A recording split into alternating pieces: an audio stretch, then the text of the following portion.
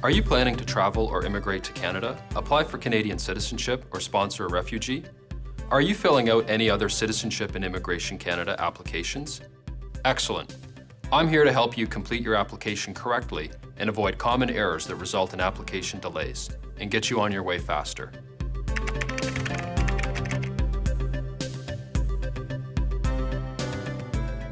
Hi, my name is David, and I work for Citizenship and Immigration Canada, or CIC. We get thousands of applications each year from people around the world. It seems that Canada is a popular place. What you may not know is that many applications we receive are incomplete. Sometimes, applicants don't fill out their applications in full, or they send applications that are missing some of the documents we need. Others forget to sign their forms. In all of these cases, we have to return the applications without processing them. Unfortunately, this means that valuable time is lost while applicants resubmit their applications to us and wait for them to be processed. I'm here to help you save time and worries.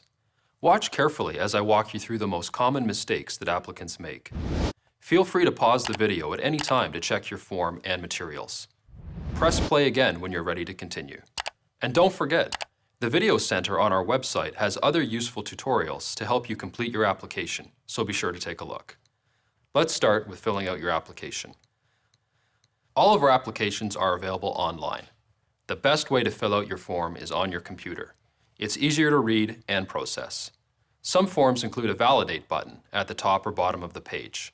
If your form has this feature, make sure to click the button once you've completed the form. This will tell you if you've filled out all sections. If you haven't, it will highlight incomplete sections of the form in red. When you are working with our online or PDF forms, remember that you can stop and save your work at any time. This makes it easy for you to locate documents or research your answers. You can return to your application later to finish it. Here's a real problem area. Often, we find that people skip questions or leave them blank. Be sure to answer all the questions on your form. Do not leave any empty question boxes or blanks. If the question does not apply to you, simply write NA, meaning not applicable. The lesson here, send us a complete application. Answer all the questions. It is also important to be clear with your answers to avoid confusion during processing. Sometimes, we receive applications that are hard to read or difficult to understand. If CIC staff do not understand or cannot read an answer, the application will be returned. The applicant has to fix the problem and resubmit the forms to us to be processed. Filling out your application on a computer is always the best approach. Answers are easier to read, which makes applications easier to process. Another tip, answer all questions completely. In other words, give us the facts. Sometimes people give vague or irrelevant answers. Try to avoid this by giving us complete and detailed answers. For example, if a question requests your address in Canada, do not simply write Canada. Please provide as complete an address as possible. At minimum, include the name of the town or city and province in Canada. If you're not sure of the exact location, do not leave it blank. Make sure you search for the right answer and include it. Another common problem area is photos. We have very specific photo requirements, and these are clearly outlined in each application kit. They are sometimes different for different applications. We often receive photos that do not meet our specifications. Sometimes they're damaged, or they're not clear, too dark, or have shadows. Unfortunately, we have to return the entire application to you and ask to send new photos when you resubmit your application. Your best approach is to bring the photo specifications in your application package to your photographer. Check the photos when you receive them to make sure that they meet our needs. When you're ready to submit your application, remember to include all supporting documents. This means photos, fee receipts, and supplementary forms. Supporting documents include items such as passports, birth certificates, medical information, financial statements, language test assessments, or sponsors forms. Go through the checklist to see what, if any, supporting documents are needed, and include them with your application. When applying by mail, always send originals, unless the application guide or document checklist says photocopies are acceptable. Another common mistake happens when applicants send us the wrong types of supporting documents. Keep in mind that we do not accept substitutes. If we have asked for a birth certificate, do not send a passport instead. Other identification that lists your complete name and birth date is not always acceptable. Read the questions carefully and go through our checklist to make sure that you are following the proper steps. What do you do if you can no longer obtain an original document, like a birth certificate, that is needed for your application? If you are in this situation, you must provide a statutory declaration or affidavit.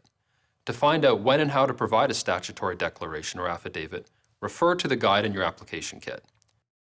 If you cannot provide an original document that is required, tell us why. Do not leave the section blank, and do not write NA. Remember, save time. Send us a complete application so you can get on your way faster. Be sure to provide us with the right number of identification documents. If we have asked for more than one, that means we need more than one for your application to be considered complete. Don't forget to fill out and include any supplementary forms that are required. These are extra forms that you may need to fill out. Check your application guide, locate the right forms, and complete them. Do you have a family, spouse or dependents, or both? Make sure you provide all the information we need for your entire family. If they're not coming with you to Canada, you must still provide their information as requested on the application. You're almost ready to send your application package to CIC, right? It's time to stop and review everything. Have you included photos, supporting documents, and all required supplementary forms? Don't forget to include the correct fee. Make sure you double-check the amount and include it in full. Sign all documents related to your fees. Do one last review of the document checklist in your application kit. Make sure you have included all the information and materials we require. Remember, it is important to send a complete application to avoid processing delays and get on your way faster.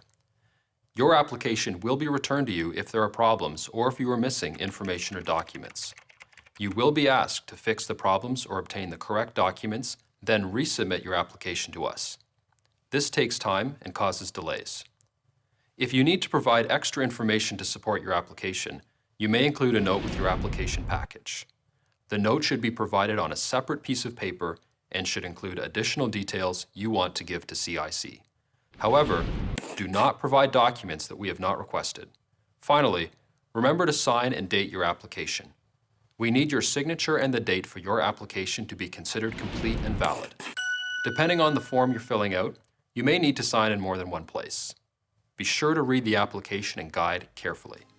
You'll find all application guides and checklists on our website at www.immigration.gc.ca/guides. Be sure to use them. If you're like most people, you probably don't like delays. My best advice? Skip the frustrating step of having an incomplete application returned to you. Save time. Send us a complete application.